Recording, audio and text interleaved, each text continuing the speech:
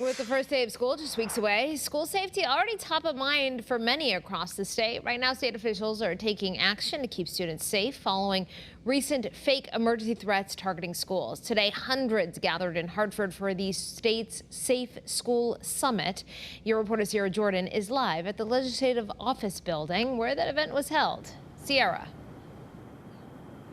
Hey, Steph, these threats may start online, but officials say the real impact is felt inside classrooms. And that's why hundreds of educators, school leaders, and even law enforcement spent the afternoon sharing strategies to better prepare for the upcoming school year.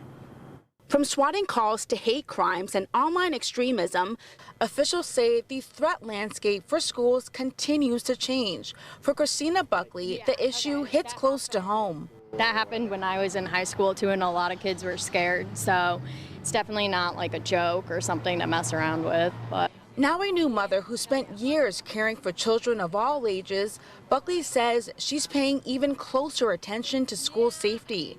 The concern comes as several school districts across the state have dealt with the recent wave of swatting incidents. Those false reports are made to trigger a large police response. Last month, King Philip Middle School in West Hartford was targeted by a fake threat. Similar incidents have also been reported in Darien, Westport, and Plainfield. Students and school communities are really at the heart of an evolving threat environment.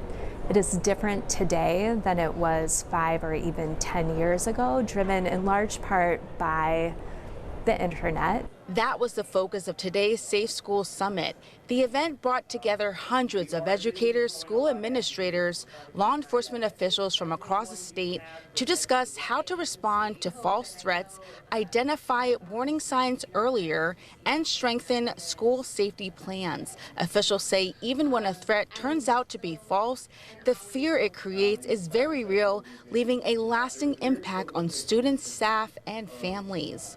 With our state's history of violence within schools, it strikes a deep chord, and it really speaks to who we are, what we value. And one of the great things about Connecticut is that we have really worked on evolving to make school safety a very top priority. While officials focus on prevention inside school buildings, they say safety starts at home too. For parents like Buckley, that means paying closer attention to what children are seeing online. it's probably a trend. I don't think the parents realize it at all, what the kids are actually consuming. Now, officials say the best thing parents could do is to have open conversations with your children about what they're seeing online and encourage them if they see something that is not right to speak up. For now, your reporter live in Hartford, Sierra Jordan, Channel 3 Eyewitness News.